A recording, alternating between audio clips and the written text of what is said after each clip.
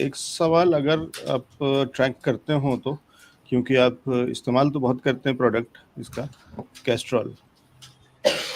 Sir I am so sorry, ये इसका product मैं इस्तेमाल करता हूँ, बट ये मेरे पर्सनल फेवरेट्स में से कभी रहा नहीं। मतलब दो नॉट दैट, मतलब ये बोलना बहुत अजीब है कि मैंने इस स्टॉक को कभी ट्रैक नहीं किया, बिल्कुल किया है, समझने की बहुत कोशिश करी है, बट मेरी समझ के बाहर रहा है ये स्टॉक। तो मैं समझता हूँ लोकेश सर या अरुण सर में से कोई दोनों में बेटर होंगे रिकमेंड करने के लिए। I am not the right person. जी, तो प्रोडक्ट इसलिए कह रहे हैं क्योंकि रचित सर जो हैं वो ऑटो एंथुजियास्ट हैं, गाड़ियां बहुत चलाते हैं या शौक रखते हैं लॉन्ग ड्राइव्स का, और बहुत दूर दूर तक जाते हैं अपनी बाइक पे।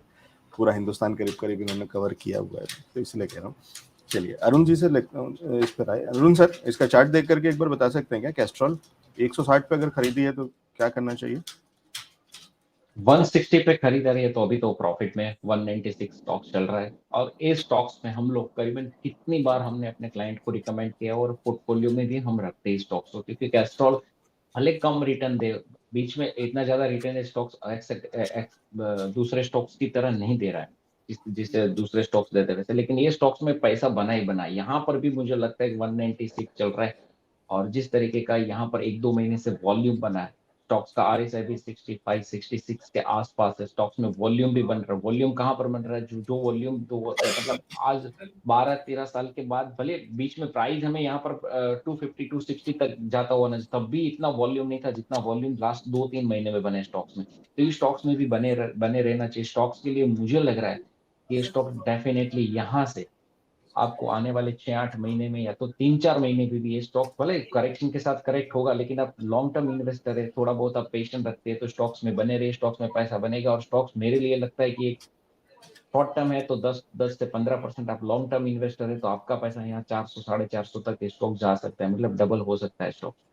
बट स्टॉक्स के लिए जो मेजर सपोर्ट है स्टॉक्स के लिए, जो लॉन्ग टर्म इन्वेस्टर है उनके लिए, वो स्टॉक्स के लिए 145-150 के आसपास। अगर ये ब्रेक हुआ तो वापिस ये स्टॉक स्लिप हो जाएगा, क्योंकि अगर 145 के नीचे गया तो वो सारे जो इक्वेशन है वो नल एंड वाइड हो जाएगा और स्टॉक्स वापिस कंसोलिडेशन में चला जाएगा। लेकिन ऐसा नहीं कि 145 आ जाए तो डर के निकल जाओ, थोड़ा सा पेशेंट रखें, डेफिनेटली आपका स्टॉक्स रिटर्न देगा।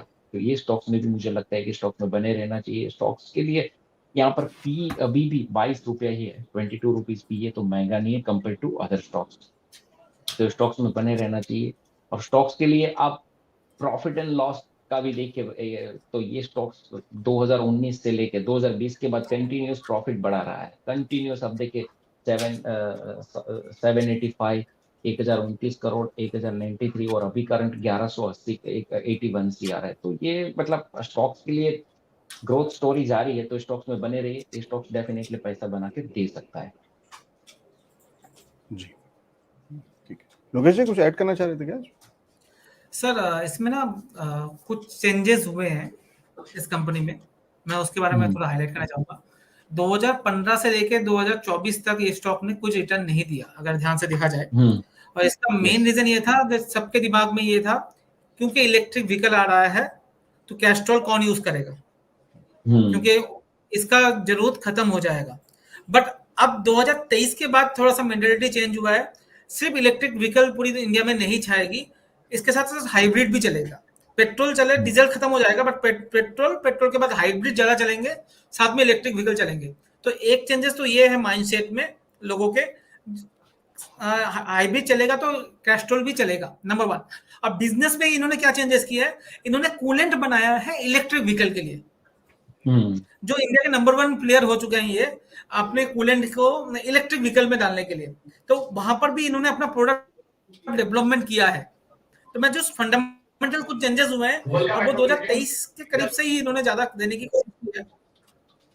तो यहाँ पर इनका बिजनेस मॉडल भी थोड़ा बहुत उन्होंने चेंज किया है। साथ में जो माइंडसेट था फंड मैनेजर्स का, इंक्लूडिंग मी, मेरा कोई माइंडसेट था जो ये क्यों कैस्ट्रॉल चलना चाहिए, क्योंकि कैस्ट्रॉल को तो आने वाले 5 साल में फ्यूचर ही खत्म है, क्योंकि ये जो ऑयल दे रहा है वो तो काम ही नहीं आएगा इलेक्ट्रिक व्हीकल में, वो तो नहीं चाहिए। बट क्योंकि अब अगर टोयोटा को भी आप सुनोगे तो बोलेगा फ्यूचर जो है आने वाले 10-15 साल का वो हाइब्रिड का है, ना कि इलेक्ट्रिक का है। तो उस हिसाब से भी देखोगे तो ये दोनों मिलके चलेंगे, हाइब्रिड भी चलेगा प्लस इलेक्ट्रिक भी चलेगा मेरे हिसाब से।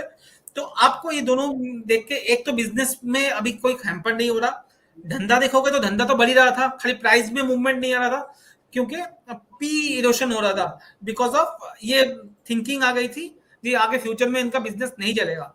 तीसरा, इन्होंने अपने आप को इलेक्ट्रिक व्हीकल में भी अपने आप को पोजीशन करना स्टार्ट कर चुके हैं। इलेक्ट्रिक व्हीकल आएगा तो उसमें मैं क्या हेल्प कर सकता हूँ, किस तरह से ग्रो कर पाऊंगा, उसमें भी ये काम करना स्टार्ट कर चुके हैं। तो तीनों तरीकों से, प्लस टेक्निकल जैसे अरुण जी ने बोला ब्रेकआउट है और कंटिन्यूअस अपमूव है, तो सब मिला के मुझे लगता है ये कैस्ट्रॉल एक अच्छा थीम हो सकता है ट्रेडिंग के हिसाब से और इन्वेस्टमेंट के हिसाब से। जी ठीक है, तो समय के साथ में चल रहे हैं। अगर सीडी डीवीडी केवल बनाते रहते तो बंद हो जाती कंपनी, लेकिन यूएसबी ड्राइव भी बनाने लगेंगे तो फिर चल पड़ेंगे और बचे रहेंगे। ये वही वाली कहानी है जो हमने पीछे मोजरवेयर या उस तरीके की स्टोरीज में देखा है कहीं ना कहीं। तो वो बड़ी कंपनीज थी, बड़े लेवल पे थी, लेकिन कहीं ना कहीं समय के साथ में अगर नहीं चली तो परेशान हुई। कैस्ट्रॉल ने अपने आप को अपडेट किया। ठीक है।